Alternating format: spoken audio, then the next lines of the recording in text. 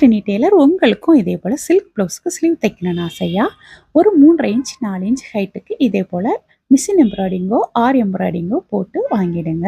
2 பக்கமும் 1/2 inch cloth விட்டு cut பண்ணிவிட்டு அந்த 1/2 இன்ச் கிளாத்தை இதே போல் பார்டரில் வச்சு ஒரு பக்கம் ஜாயின் பண்ணிவிடுங்க.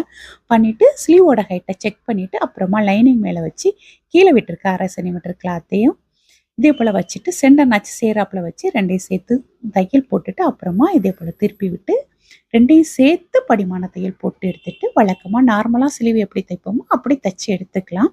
நான் இந்த ப்ளவுஸோட ஸ்லீவுக்கு ப்ளவுஸோட கலரையே தான் பார்டராக கொடுத்துருக்கேன். உங்களுக்கு விருப்பம்னா நீங்கள் சாரியோட பாடி க்ரீன் கலரில் கூட இந்த பார்டரை டிசைன் பண்ணிக்கலாம்.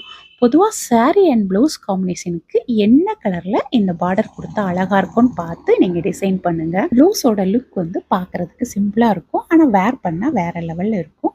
உங்களுக்கு இந்த டிசைன் பிடிச்சிருந்தா லைக் பண்ணுங்க. தேங்க்யூ.